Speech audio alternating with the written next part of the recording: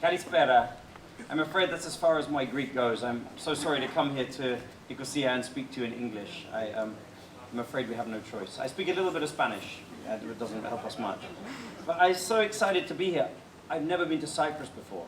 In fact, I didn't realize quite how far away Cyprus is from Britain. I was on the plane for 4.5 hours. I thought I was just nipping to southern Europe.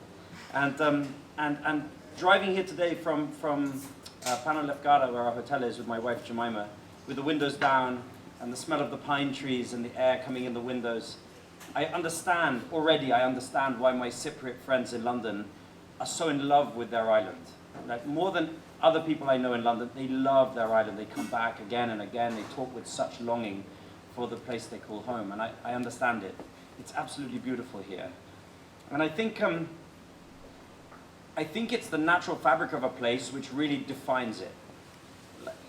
I think it's way more intrinsic than we really recognize. I think that the reason why Cypriots love Cyprus, or why English love England, why sometimes people will even die in war to defend their place, is because of the nature of that place. I think people feel a deep sense of love for the natural world. There is a word in English which is biophilia, which describes this innate love that we all have for nature.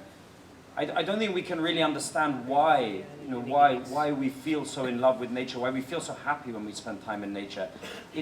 It's a beautiful mystery, our connection with the natural world around us. But scientists uncover a little piece of the mystery with every passing year. I mean, we know, for example, that the trees produce compounds in the air that when we breathe them, they lower our heart rate, they lower our blood pressure, they make us feel happy.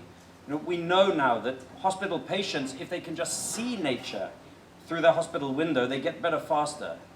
And I don't think we understand the nature of our connection. We just know on an instinctive level that nature is incredibly important to us in every way. And I think children understand it more. If you think of your time as a child, if you grew up here on this island, think of your happiest memories. They were all spent in nature, I'm sure. They were spent outside, breathing that delicious air, swimming in the sea, catching fish. Being outside for children is paradise. And I think they understand it maybe in a purer sense than we do when we grow up. But the issue is that each of us yearns for nature to be like it was when we were children. But what we forget is that when we were children, it was already terribly depleted. Now, all over the world, the natural fabric has been terribly depleted. In my island, in Britain, we're among the most nature-depleted countries on Earth. It doesn't look like it. It looks so green when you fly into London, Gatwick, or Heathrow. You see all those little green fields. Well, we're in the bottom 5% of the countries on Earth in terms of nature depletion. We've lost species, we've lost color, we've lost birdsong, and this is true all over. I mean, if you can find the oldest fisherman on the island and ask him or her how the fishing was 60 or 80 years ago, and if he had been able to ask his grandparents what was fishing like 100 years earlier, it would have been mind-blowing. Like personal histories of how much nature there was, how abundant the nature was all over the world, just 50, 100, 150 years ago. It's extraordinary what we've lost. In the east of England, the skies used to go black with migrating birds for hours at a time in the spring and the autumn. Enormous amounts of nature. The good news is that it comes back. It comes back incredibly quickly. We see how the grass is growing through the cracks in the pavement. We see how nature, it's alive. It's a living thing with a tremendous power and a tremendous will to recover. You just have to take your foot from its throat and nature comes back very, very quickly, especially in the sea.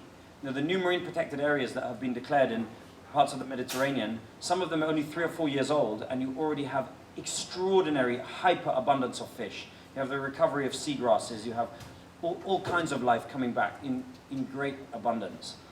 It comes back fast if you let it. And when it comes back, it brings prosperity. I think the surest pathway to prosperity for any place is to have healthy, vibrant nature. You feel it. When you start to approach national parks and so on, you start to find that the prosperity lifts, because the environment is not a subsidiary of human activities. It's the other way around. Everything we do and everything we have is subsidiary to the natural environment. And everywhere, especially here in Cyprus, there are brilliant people with brilliant initiatives for restoring nature. they're just mostly doing it with no money. It's mostly they're operating on a shoestring budget or no budget at all. And so philanthropy has an incredibly important role to play.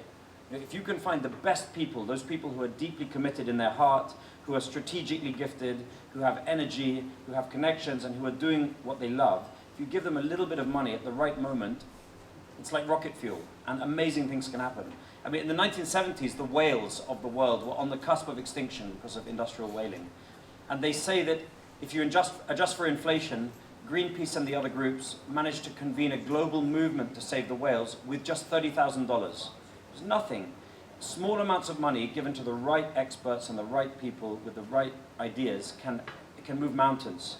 And so when we set up this Cyprus Environment Foundation, Sophia and the others, they immediately started finding a load of really brilliant people who you have to look hard to find them, and they're working hard, and they have their idea, and they struggle, and you give them a modest amount of money by comparison with other philanthropic endeavors. You know, a hospital, if we're here tonight trying to raise money for a new hospital, we need millions and millions and millions. We don't need that from nature. Modest amounts of money can make enormous change if you find the right people. And so we have found lots of these people, and we've started to support them. But what we need in our little collective, which is really a little donor club, is we need energy. You know, we need you to join us. You need to give us your money if you have any to spare. We need you to introduce your friends. You need you to be energetic for us, to spread the word, to put our stuff on social media for us, to just generally be an energetic friend and supporter of our Cyprus Environment Foundation. Because what we've seen in the Conservation Collective is that when we launch these little foundations and we start providing funding to the best local initiatives, we create incredible change.